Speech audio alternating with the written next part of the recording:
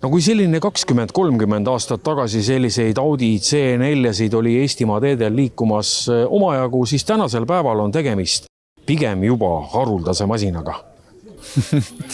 Siia tulid kokku siis Audi A6 ja siis ka Audi 100, siis kere C4, et väga spetsiifiline. Et ei ole lihtsalt Audide kogunemine, vaid on selle konkreetse kere kokkutulek. Kui palju neid masinaid veel tänasel päeval siin Eestimaa teedel vurab, ega ütleme sukane paarkümmend aastat tagasi võis neid tõenäoliselt ikkagi rohkem näha, tänasel päeval vist pigem vähem? Ma ei oska täpselt öelda seda vastust, et palju neid on, et see on kuhugi statistikaametisse minna vaadata, aga neid ikka näeb linnapildis, aga need on juba veidi rariteetsemad, jah. Miks üldse Audi?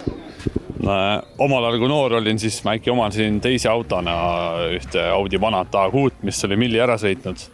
Ma sõitsin taga mingi 9 kuud, 0 probleem, ja mugav, istud nagu emas üles, kestab, öko, ja sealt alguse kõik nagu saigi.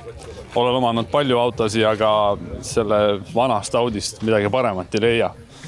Puhkepäeva sõitmise auto tobi autona, siis peale C4 ma ei oska midagi võtta. Kas võib siis arvata, et see teie Audi, mis siin kõrval on sinine, see ongi nii-öelda laupäeva, pühapäeva auto ja sellega tavapäevadel sõidetagi? No põhimõtteliselt ta nii on, aga mul on natuke teistmoodi. Et kui on ikkagi ilusad ilmad, suvine periood, kuni siuke septembrini julgelt sõidad selle vana Audiga. Kui juba ilmad lähevad käest ära, siis lükkame ta garaaži ikkagi, sõidame uuema autoga.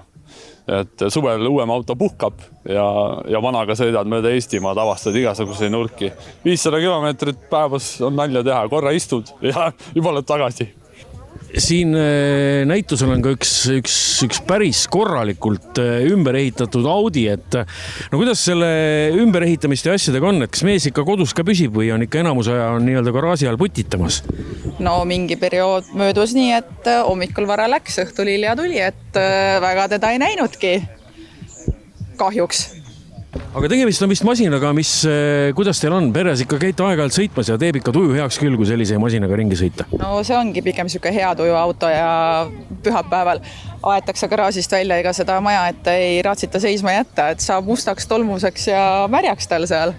Sellega vist on see ka, et on niisugune vähemalt hea teada, kus kohas mees päeval oma aega veedab.